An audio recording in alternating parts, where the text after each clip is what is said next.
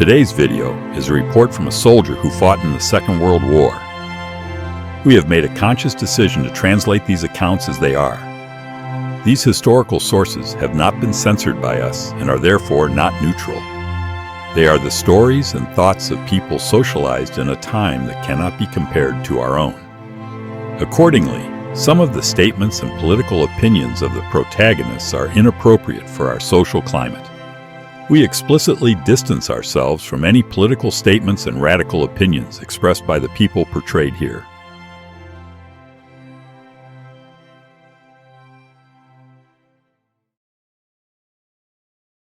I was taken to the field hospital in Kislovodsk. Day by day the hand got worse. After a few days the staff doctor decided that the hand would have to be amputated. He diagnosed phlegmon and was convinced that the hand could not be saved. The operation was scheduled for the following day.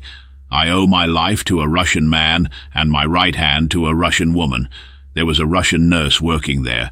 This Russian nurse saw my hand and offered to heal it. At first it sounded crazy, but I took the risk.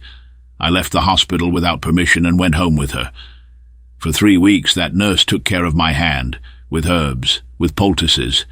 It was unbelievable, but after those 3 weeks I could move my hand again. Then I went back to the hospital. There I saw a Viking division vehicle. The drivers took me back to the front without any complications. There I reported to Hauptsturmführer Horstmann. Horstmann was an intelligent man. He could remember every name and every incident. When I stood before him, he said, "Bishop, you crazy dog, you are wanted as a deserter." But he knew me, and he knew I would not do that. He wanted to clear the matter up, and he did. I didn't get into trouble. On the contrary, Horstmann sent me on sick leave for a few weeks, so that my hand could heal. Then I made my way home, but I only got as far as Rostov. There the train was stopped, and all the soldiers who could walk were forced to leave the train. All combat-ready soldiers were rounded up for a counter-attack on Stalingrad. The 6th Army should be liberated. Thank God a decent Wehrmacht officer saw me and asked me what was wrong with my hand. I showed him my injury. He immediately sent me back to the train. He saw that with my hand I was unfit for combat. So after 2 years I was finally able to go home. I was on the road for 14 days before I got home. I couldn't shave on the road. I looked terrible. When I rang the doorbell at home, my mother opened the door and asked who I was. She didn't recognize me. After a few days at home, I met a comrade who had returned from the front. He had fought in the Großdeutschland division. His right hand was amputated. We went to the market square in Hindenburg, where several anti-aircraft guns were stationed. The lieutenant of these units passed us. We nodded at him. This was not the proper way to greet a superior, but we were both wounded in the right hand. The lieutenant shouted at us, "If you are looking for your hand, it is in your pocket." That's when my comrade lost it. He hit the lieutenant in the face with his good hand and shouted at him, "If you're looking for the front line, it's to the east." We were immediately arrested by the soldiers stationed there, and there were consequences. That was one of the reasons why I wasn't promoted for so long. Unfortunately, my hand hasn't got any better. I can't grip properly. I was declared unfit for combat and was to be sent to a replacement battalion. I didn't want that. I went to the command center and said that despite my injury I wanted to return to my old unit. It was granted. When I returned to the front, we were stationed in Donetsk. I'll be brief. The time was still bearable. There were harder battles, but it was all still bearable. Then came the Battle of Izim. I had to secure a 1.5-kilometer section of the front line with 4 MG-42 squads. If you weren't there, you wouldn't believe it. The Russians were attacking us in such masses that every time a squad had to reload a cartridge belt or change the barrel of the MG-42, that section was almost overrun by the Russians, and changing the barrel is quick. One mistake and we would have been overrun. The Russians attacked from the woods. Whenever they attacked, we heard shots from the commissars. They were shooting at their own soldiers. They had no choice but to charge us like mad. Our Hauptsturmführer Horstmann had lost his brother the day before, who had also been killed on the Eastern Front. It got to him, and he was a different person then. I radioed Horseman and told him we were being overrun and had to fall back, but he refused and just said, "If there are too many Russians, you have to shoot more of them." That was not right. We tried to hold our position. With great difficulty, we were able to defend ourselves. I radioed Horseman again, and I said we could no longer hold the position. This time he said, "Fall back to the company command post." I repeated this order, but my comrades thought I was giving them the order and left their position immediately. When I hung up the phone, I was alone in the trench. I wanted to fire the machine gun at the first rows of Russians so that I would have a few seconds to escape, but that was impossible, so I left everything and ran. When I reached our position, the German soldiers shot at me because they did not expect me to follow them. I then lifted my steel helmet so that they could see that I was German. Then I reported to Hauptsturmführer Horstmann. He was furious. He said that never in the history of the 7th Company had a position had to be abandoned. He tore the epaulets off my uniform and said, "That's the end of you."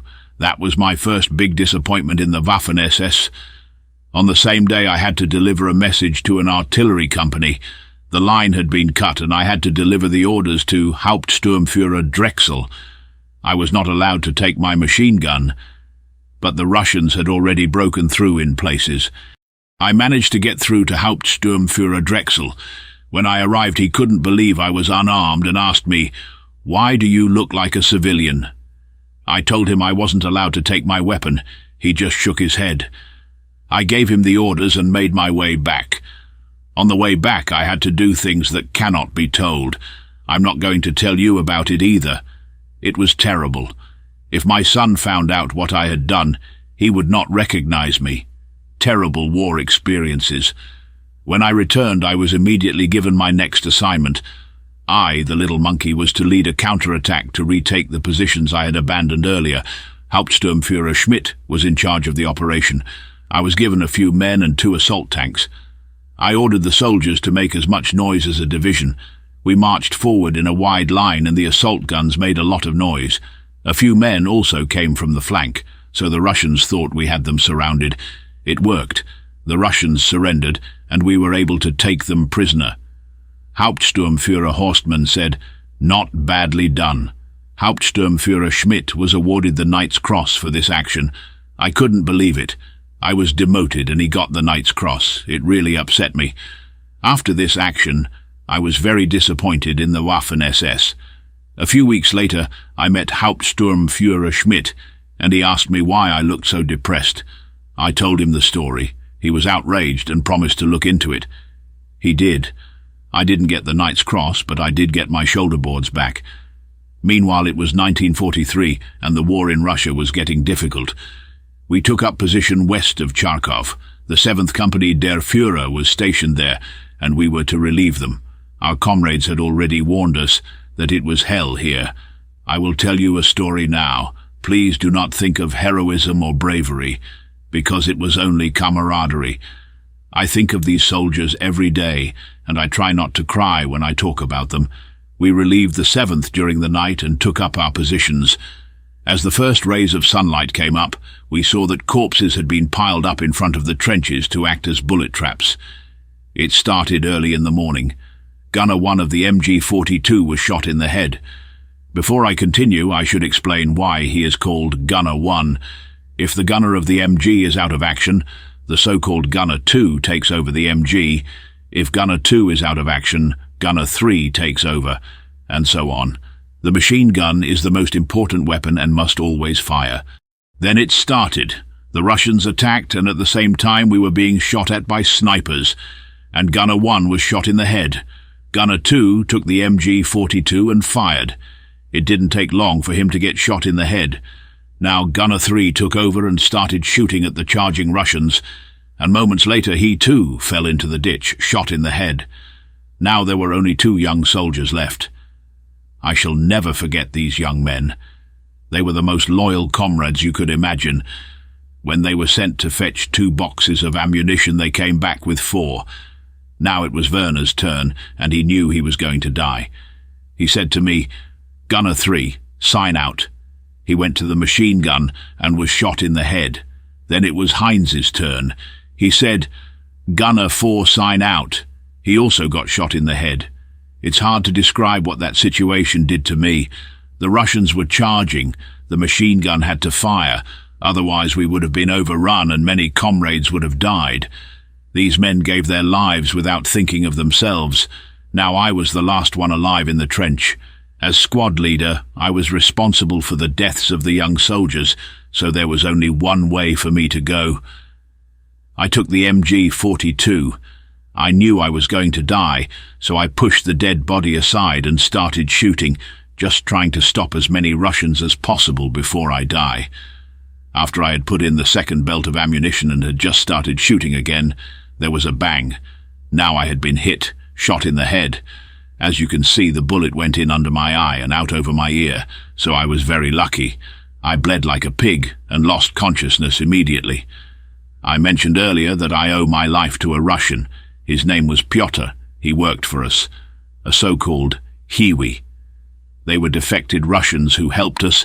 They were given uniforms without insignia. They fetched ammunition or set up positions with us. Once we gave Pyotr an orange to eat. He didn't know what it was and ate it with the peel. He was a funny guy. He came to me in the trench, saw that I was still alive and bandaged my head. But he didn't know how to bandage a bullet wound, so he put a turban on my head.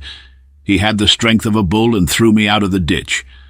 This was not a good idea because with the white turban on my head, I was an easy target for the Russians. Half unconscious, I had to crawl up a hill and the Russians shot at me. The first shot went through my canteen, which was filled with warm tea. At first I thought it was my own blood running down my leg, but it was just tea. I was shot twice more in the lower back, but somehow I managed to reach the hill. There I took cover and crawled to the company command post. A medic treated me there and then put me in an earth bunker, a trench covered with logs. As soon as I was in the hole, the Russian artillery began to shell the area. I kept losing consciousness, but I still realized that the ceiling had collapsed from a direct hit. I was buried. Thank God my comrades thought of me and dug me out under fire. Then they put me in a ditch and the platoon leader put some coats over me so I wouldn't freeze. A few minutes later there was another direct hit in the trench. The coats were torn to shreds, and I also got some shrapnel wounds. I lost consciousness again. When I woke up, the soldiers were gone. They must have thought I was dead. Now I was lying badly wounded in the dirt, waiting for the Russians. Then a miracle happened. Not a Russian, but my friend Robert Freitag looked into the trench. I couldn't believe it. He said, "You don't think I'm going to leave you here, do you? You're coming with me." Then he pulled me out of the mud. I tried, but I couldn't walk. He had to carry me, but the Russians were coming closer, and we were under fire. I told him several times to leave me. He should just leave me and save himself. I told him we wouldn't make it together, but he refused and said, "I won't leave you behind." As soon as he said that, an explosive round hit him in the back. He was killed instantly. I think about him every day. Then I crawled on as far as I could. I hardly remember it, but at some point a medic came and saved me. I was then taken to the field hospital where a doctor treated me as best he could. Then I was taken to a military hospital in Ottawa for treatment. After 2 days there was an air raid by the Russians and parts of the hospital collapsed. After that, I finally had enough.